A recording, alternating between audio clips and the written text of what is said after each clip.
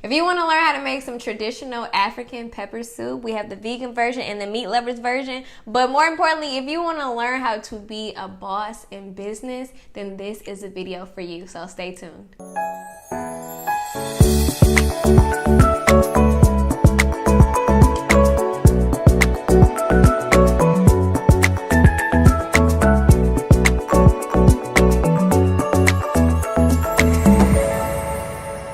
Thank you for having me on the Sit Down with Shaughnessy. I'm so excited to be here. So, pepper soup is a famous West African dish that we're making in our household every Saturday growing up. So, special shout out to my mom and my aunt. Just learning the recipe for my family is something I'm really grateful for. So, today, with the pepper soup, the main ingredients that you need for pepper soup is... So wait, pepper soup, just for people who don't know, is similar to like a gumbo? Yes, it's similar to gumbo. Everything like the okra, peppers, onions, bell peppers, and carrots is all in there. And you can either eat it with fufu or rice. What's fufu?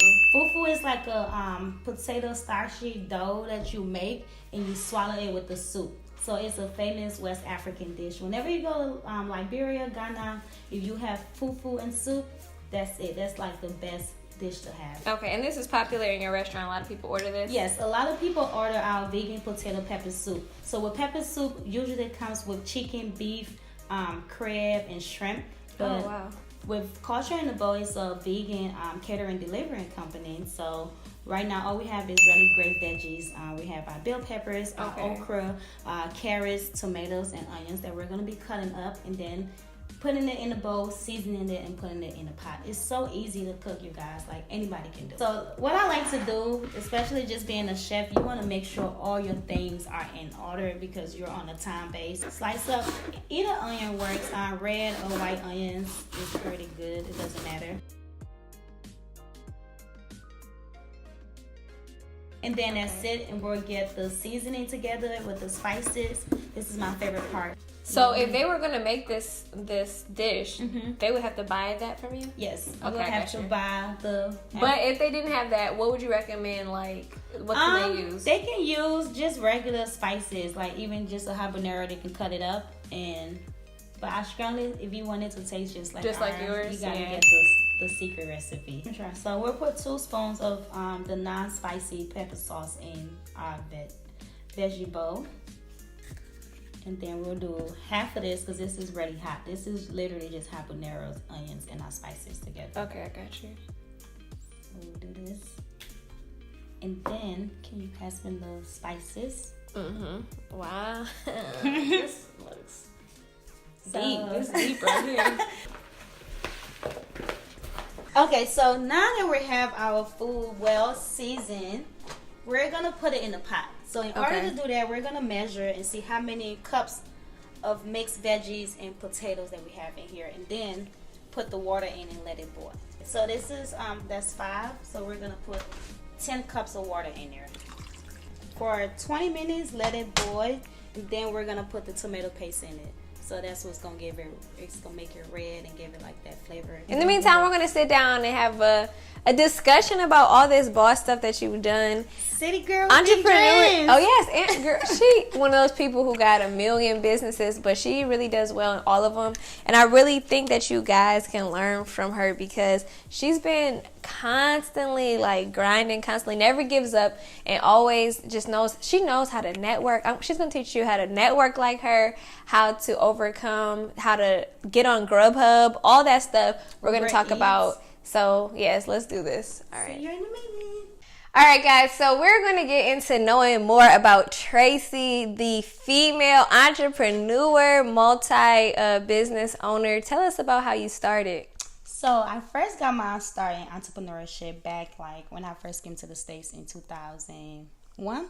So my aunt had a catering business, and I always used to job shadow her, and I really admire her because she used to cook like from 6 in the morning to like 12 o'clock at night. After high school, I went to college. My mom lost her job, and she opened up a purse and accessory store in Inkster. And she told me, was like, hey, Tracy, after you graduate, this is going to be your business. So the first year of my refund check, I blew it. I remember Tracy being at Michigan State. She had her little kit. She'd pull up on you like, what y'all want?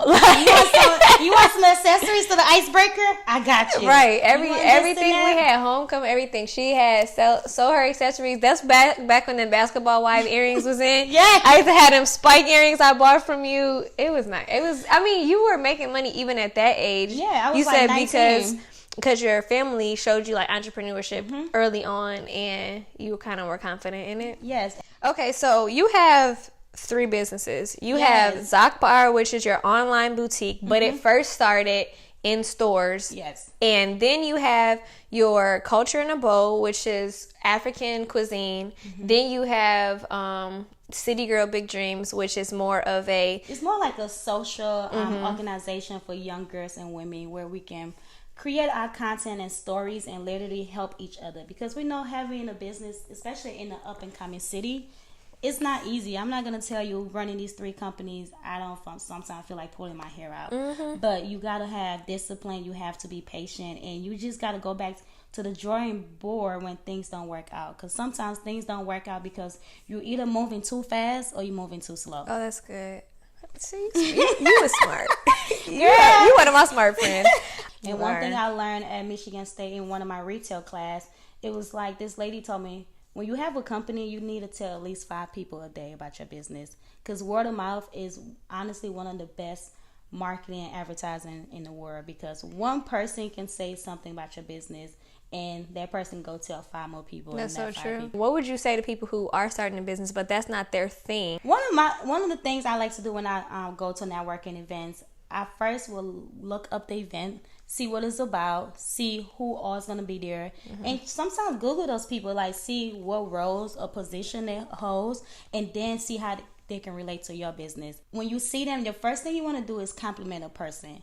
Like say hi, be like, oh, I love your jacket. Oh, I love your, earrings or your hairdo. Because once you open up that, you making that person comfortable to come up and talk to you. Because then they can say, oh, thank you for that nice compliment.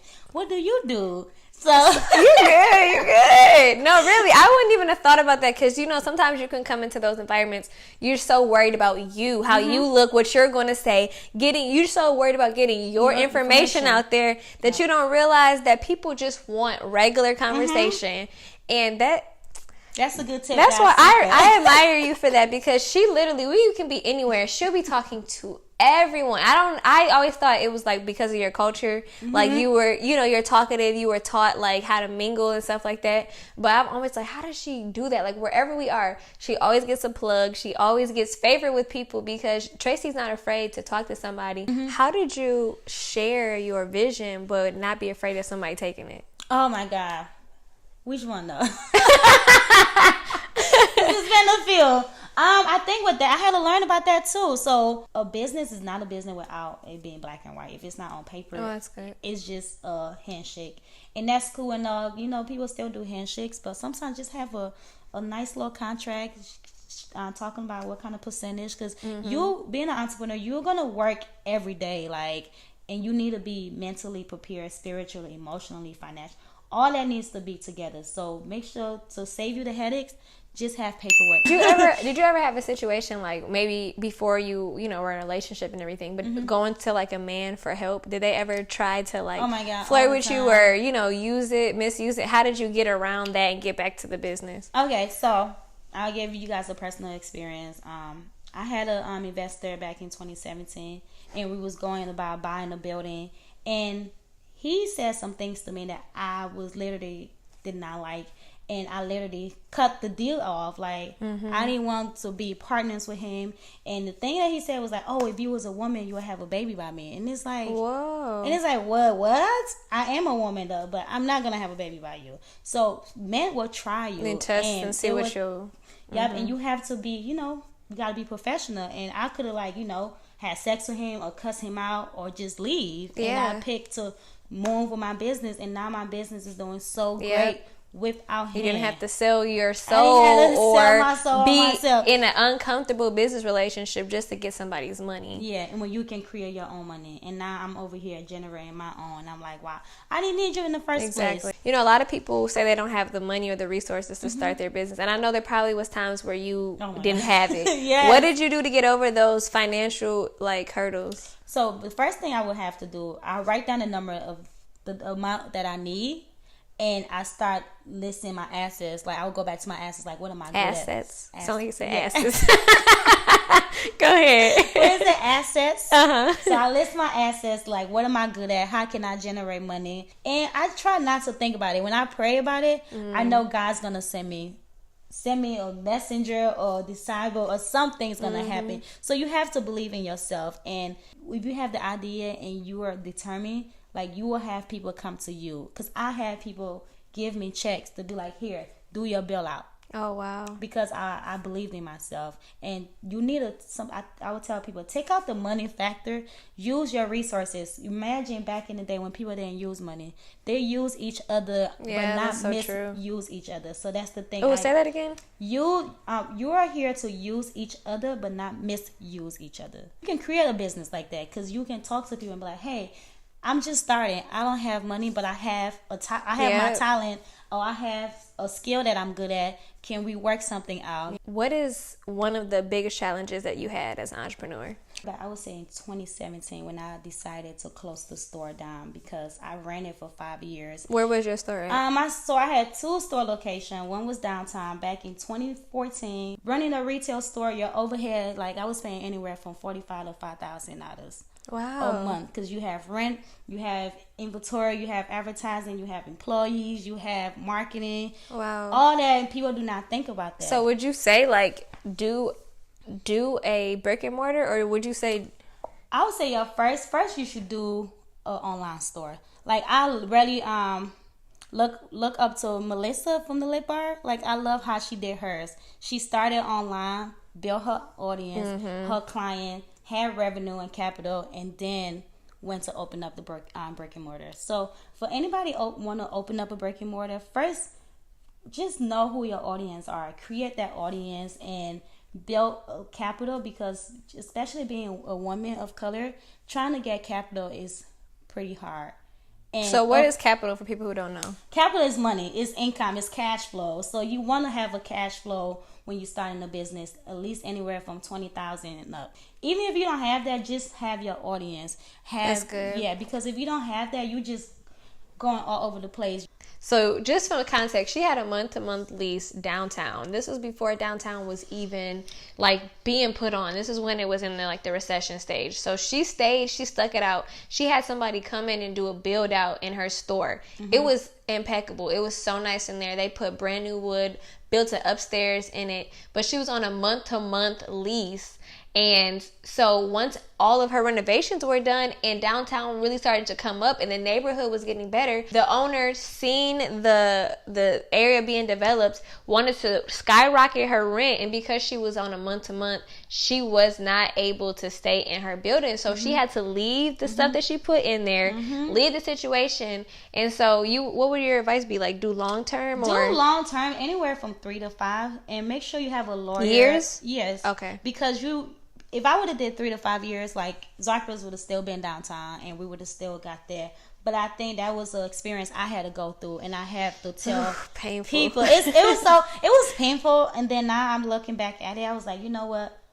I'm glad I went through that because I can tell somebody else now. Tell us how you started to get into Grubhub and all that stuff. Honestly, all we had to do was fill out the application and give our EIN number. Oh, wow. Because I already had the paperwork. So all we had to do was just go to the bank and get our numbers. And once we got on Uber Eats, like, by 5 o'clock, people are like ordering. I was like, wow. And it's been 11 weeks. So thank you, Shaughnessy, for having me. So, okay, we're going to get back into the cooking segment. Let's go back and see what she whipped up. Let's eat this soup. Let's get it going.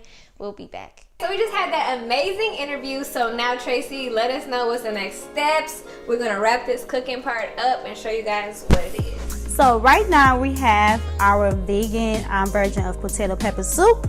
As you can see, it's vegan, no meat is in here. It's just the bell peppers, the okra, the potatoes, and our spices and seasoning in here. And then next we have our non-vegan pepper soup. We're about to put the meat in there, and we're gonna be using our shrimp and chicken. It's seasoning with culture in the bowl seasoning, and we're gonna use 1 tablespoon of tomato paste. Okay. You just want to put it in here and stir it up. I would prefer you cook the chicken first before you put it in the soup, because everything is already cooked and you don't want to mix raw food with cooked food. Okay, gotcha. Here you have it, guys. You have your regular pepper soup. Shaughnessy loves chicken and shrimp, so she puts chicken and shrimp in here. It smells so good. These are spices that you're gonna like. They're spicy, they're flavorful, you're gonna love them.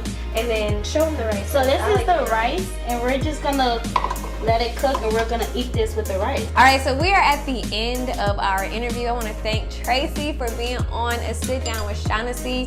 We are going to eat, I'm gonna eat the meat lovers. She's gonna eat the vegan. So we want you guys to try this amazing recipe. All of the ingredients, instructions will be in the description box. Also, all the links to her companies and her businesses will be in there as well. Make sure you follow her on Instagram and follow her platforms. So I want to thank you guys again for watching another episode of A Sit Down with Me, Shaughnessy. See you in my next video.